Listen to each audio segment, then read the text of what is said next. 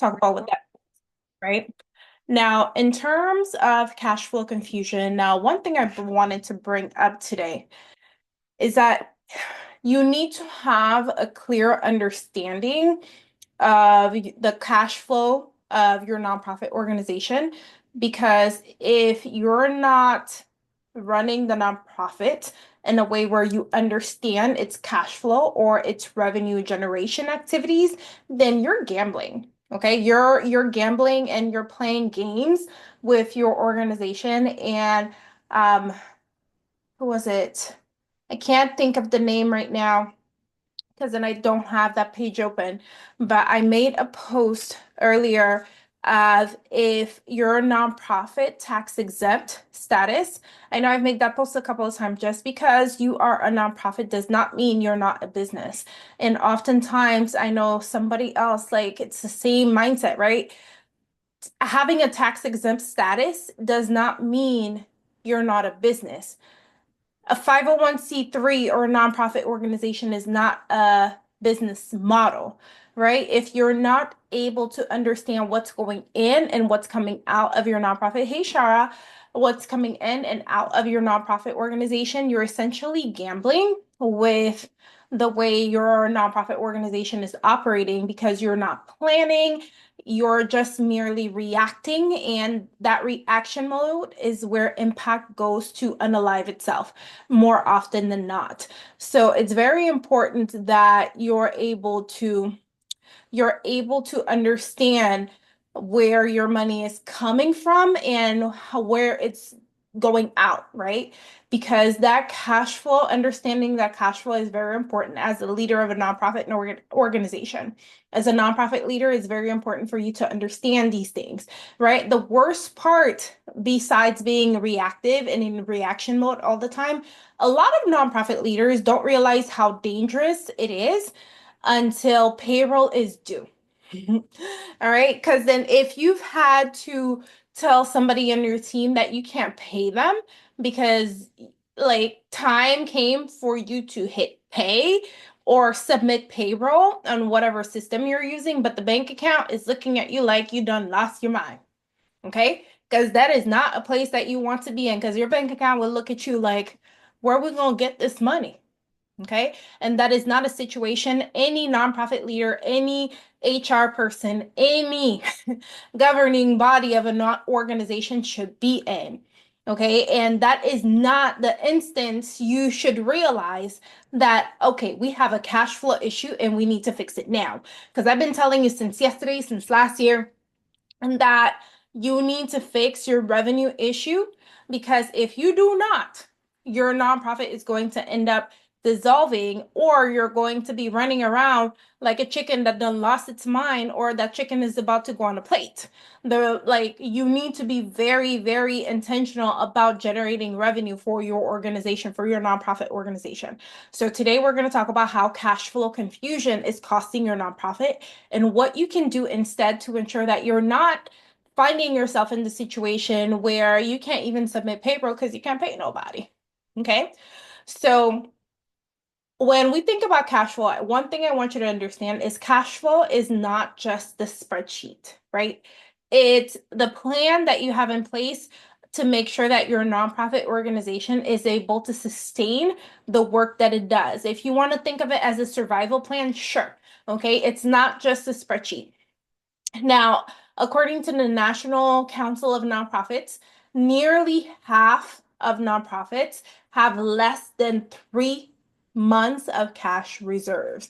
So 1 in 10 have less than 30 days, and 1 in 10 have less than 30 days of cash available, meaning they're always in a situation where they're trying to make ends meet and trying to keep it together, but they really don't have it. And Ricky said cash flow issue is a revenue issue. Yes, it is. So there's a problem with revenue generation in this situation because nonprofits are not focusing on the revenue generation part of this whole business. Remember, just because you have a tax exempt status does not mean you're not a business. And that's something I really want to sink in. I want you to really absorb and let sink in. Okay. And think of this piece of information. 1 in 10 have less than 30 days of cash available. That means that they are one payroll cycle or grant delay away from shutting down. Now, that's especially if you have staff. If you have staff, really, you're one payroll cycle away. Now, if you do not have staff, that means you can't do the work or you're going to have to do the work for free. And it doesn't make sense because most leaders that I've met, they have other full-time jobs. They're not able to leave that job because the nonprofit's not paying them enough, especially if they're founders.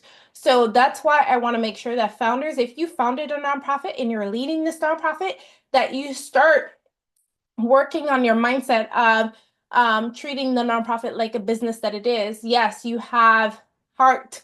You want to help people, but you can't help anyone with empty pockets that sing, I'm empty to you. Okay.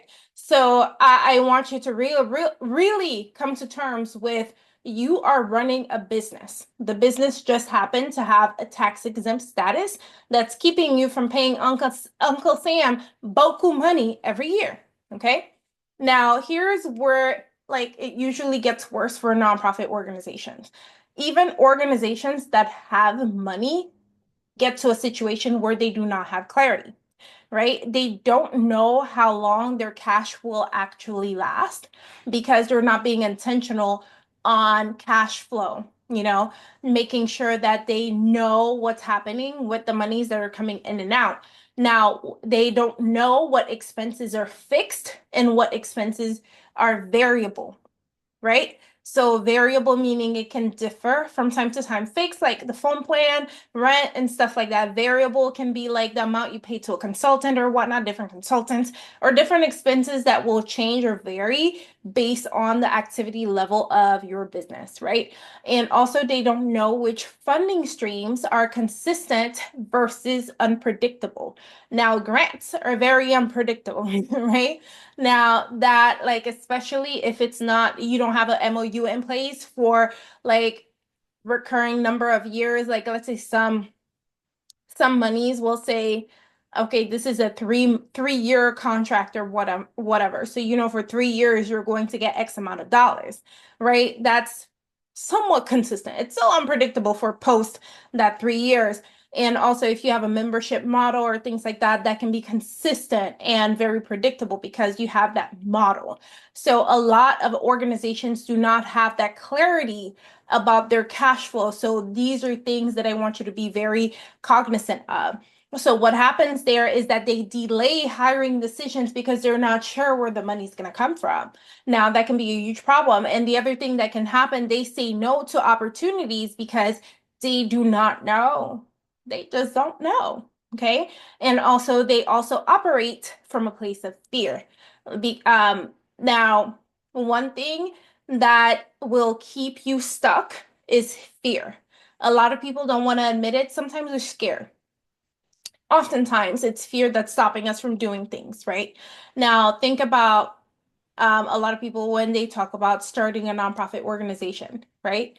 Now, fear of not know, like seeming like they don't know what they're doing is a big fear that a lot of people have, or fear of failure is another fear that people experience. But a lot of times, nonprofit leaders operate from a place of fear. Okay. Now, one example that I can give you is an organization that was bringing in about $400,000 last year when their cash flow was audited to see what was coming in and what was going out.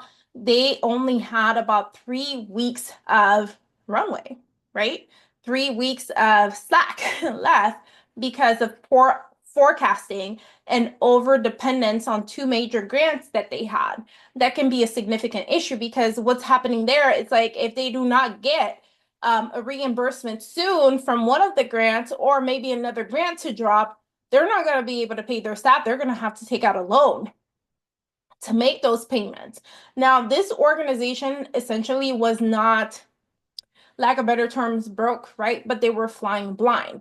Like they weren't forecasting at all. They weren't looking at their cash flow to make sure they were very clear on what was going in and out to make sure that payroll was on time, invoices were paid on time and stuff like that, right? This is what I mean by flying blind. Now, one thing I want you to do is we're going to talk a little bit on how to fix this. I'm going to give you a few tips, some actionable advice you can take with you to fix this, right? And I want you to get a pen and paper. I don't care what it is, open a Google Doc and start typing, because I'm going to give you a few steps that you can put in place to ensure that you are not flying blind and actually making the best of this month, this year, to ensure that you can forecast what your cash flow looks like and you're not operating in confusion. Okay, so step one, I want you to actually build a 90-day cash flow forecast, right? I want you to list every expected revenue stream, right? And every recurring expense for the next 3 months. So that includes salaries, that includes rent, that includes software, that includes program costs, that includes variable costs like events, right? Whatever recurring expense that you have for the next 3 months, I want you to clearly list them. I don't care if it's you're paying for a CRM system, I don't care what you're paying for, I need you to list them, because you need to build a 90-day cash flow forecast so you can know how much money is going to be spent in the next 90 days, right? And how much expected revenue is coming in the next 90 days. Now, what's going to happen there? You're going to see whether you're going to end up being in the red or you're going to have positive cash flow. A lot of nonprofit leaders and nonprofit organizations don't do this enough, because you need to be able to forecast where you're going to be in the next 90 days and do this every couple of, maybe every other month for the next, like every 90 days, if you have not done this on a regular basis, to ensure that you are operating in a way that makes sense, right? Now, step one, we already talked about it. Build a 90-day cash flow forecast. So we want you to do that today, if not tomorrow, because it's already late for most of you. So get that done, right? And step two, I want you to identify gaps, right? So what I mean by that, I want you to think about, where is there a shortfall within your organization? What I mean by shortfall, what month does the cash run out if nothing changes? I don't want you to guess about this. I want you to forecast. What's the busiest month for you, and when is the money going to run out? Now, if you don't have anything that comes in the bank account, when are you going to look a little cuckoo at that bank account? Like, where's the money coming from, right? That's what I want you to forecast. I want you to stop guessing and actually forecast when there's going to be a shortfall, or where that shortfall is going to happen. Are you not going to be able to pay rent? Or you're not going to be able to pay staff member? Whatever it is, I want you to forecast it, right? And step three, I want you to create a bridge funding strategy. Now, what I mean by bridge funding, once you identify the gaps, or you see the gaps in step two, I want you to start planning for these gaps. I want you to plan different activities that can help you overcome some of these gaps, or actually, bridge these gaps. So bridge funding, right?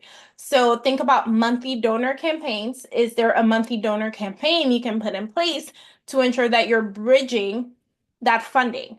Now, the other thing that you can do once you identify these gaps that you can plan for is paid workshops or consulting. Maybe reach out to different small businesses, different local small businesses or schools, to see if you can host paid workshops or consulting services in those facilities to ensure that you're generating income to supplement for this funding that's going to be lacking. Now, the other thing you can do, quick sponsor wins. Now, have conversations with local small businesses and different things, and see if you can generate or get sponsors, people to sponsor certain programs or activities, or your organization in general. So quick sponsor wins is another bridge funding strategy. Now, the last one I have for you, limited time offers. Now, limited time offers are giving events. Now, these can help. So maybe it's a pop-up, like we're offering this for this price, it's usually this price, or just a giving event or an auction or whatever, something quick and that doesn't cost you a lot of money to put together. Now you can build all of these, right? You can have all these bridge funding strategies.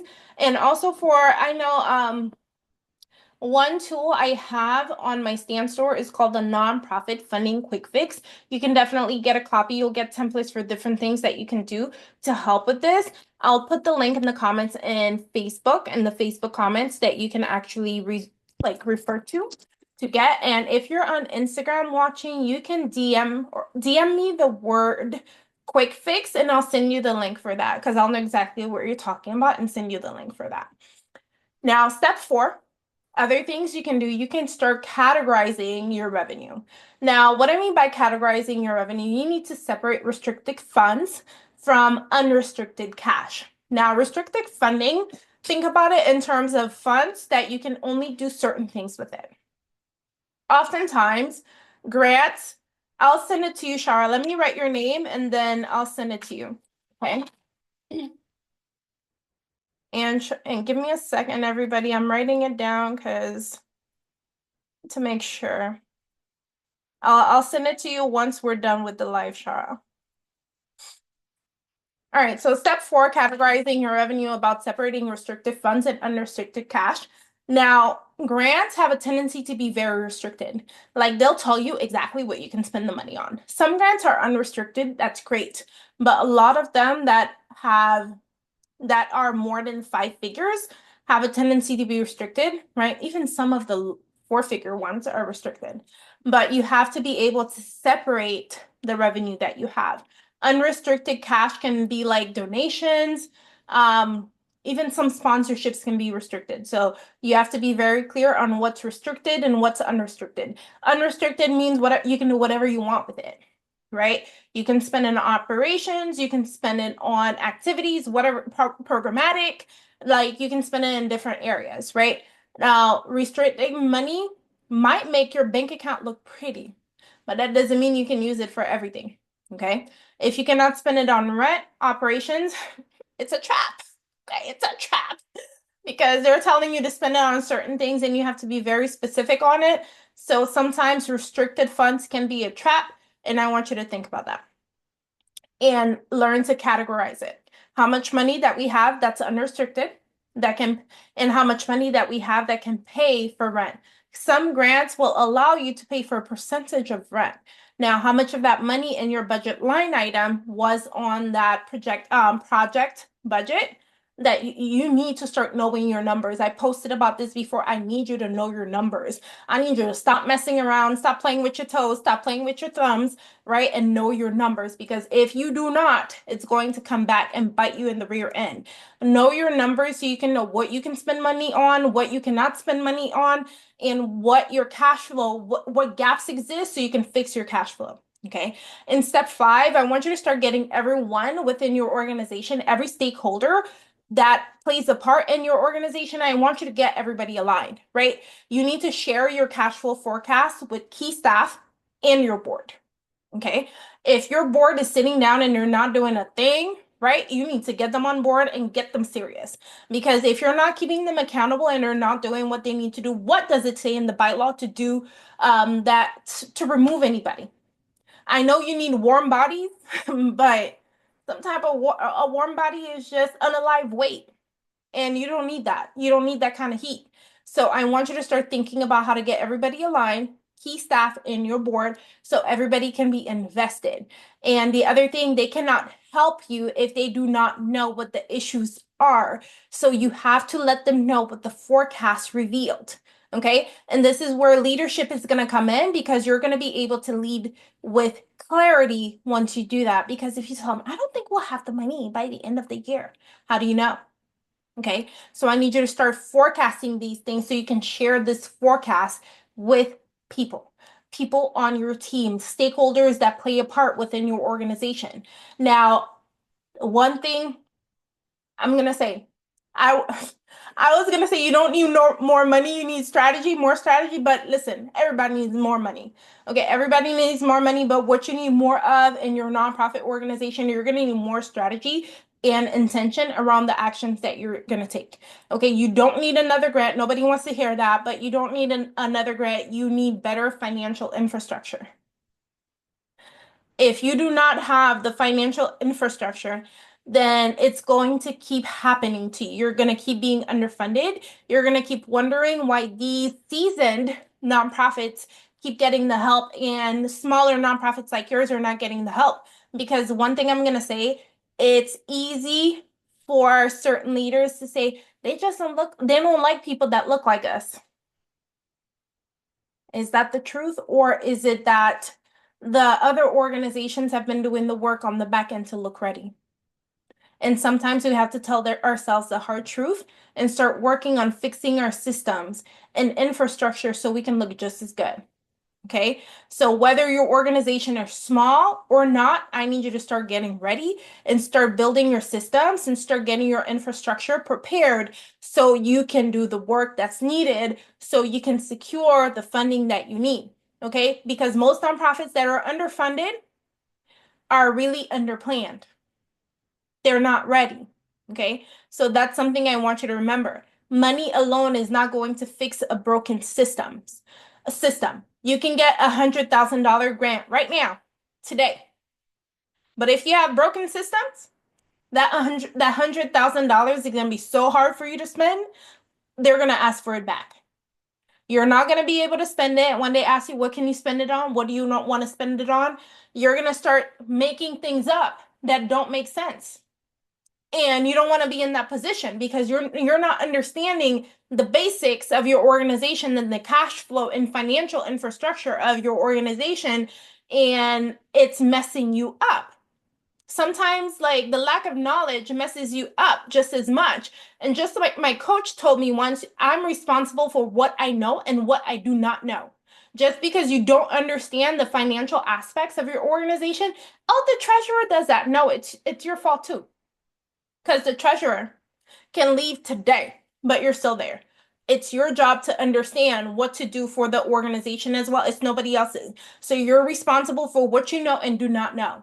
So get familiar with your numbers, understand the cash flow, be able to forecast what's going to happen within the nonprofit organization within the next 90 days, because that's the only thing that's going to help you guide your actions and understand what you need to be doing.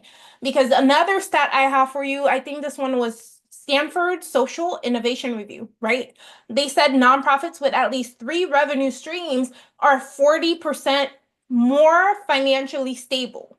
Yet a lot of nonprofits only have one or two.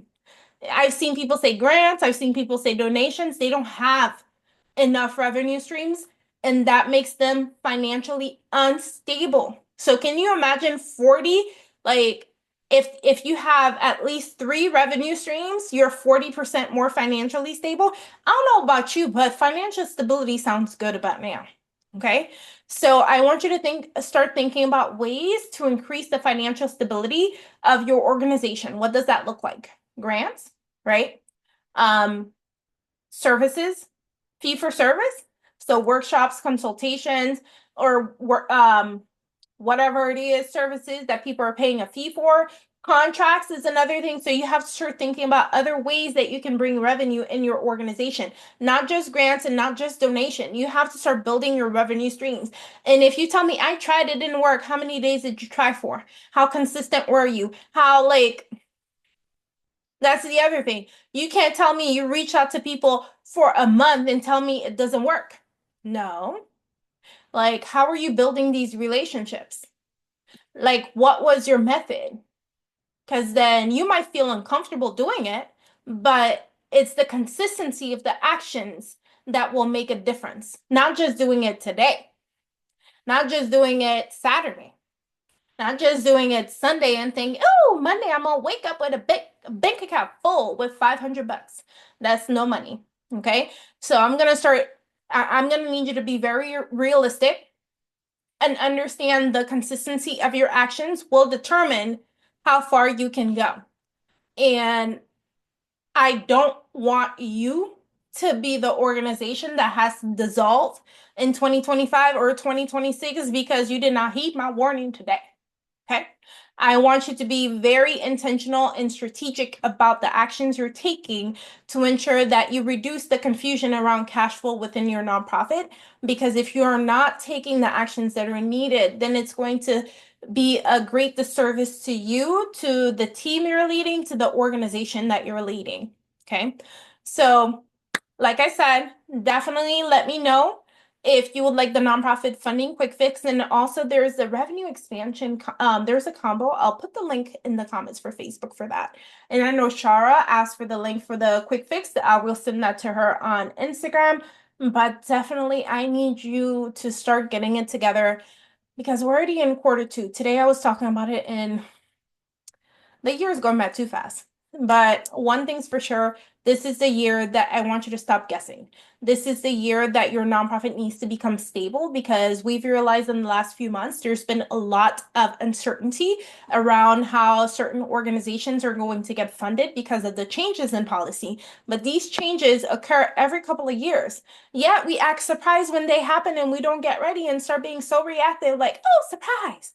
No, it's not a surprise. We knew it was coming. It just was a matter of time. So I want you to act like a leader and stop tolerating chaos and stop being reactive, because I want you to stop asking, do we have enough to make it this quarter? Okay. Do I have enough to make it this quarter? And I want you to start asking, where are we investing surplus so we can scale next quarter? Because where are we reinvesting surplus? Because you need to take that surplus money and reinvest it so you can scale. Because that's the thing, that's the mindset I was talking about earlier. Like sometimes we operate from a place of fear, right? I want you to stop thinking and operating from a place of fear and start thinking about how you can reinvest it to start scaling for next quarter. Because then start building, reinvest and scale. Okay? Because there's a big difference there. Because if you start thinking about you're operating from a place of lack, it's going to be very difficult for you to keep scaling and growing the organization that you're leading. Now, if you have any questions, I want you to drop it in the comments. And my Instagram is acting up, but that's quite all right. I don't know how to use both of them at the same time. Shara, I will send you the link shortly. And if you're on Facebook, please drop any questions you have in the comments. Hashtag replay if you're catching the replay. It was a pleasure being here, and I am so glad to be here, but I got laundry to fold and clothes to iron. So I'm gonna hop out of here and send the link to whomever lets me know they need the link. But bye, y'all. Have a wonderful rest of your day.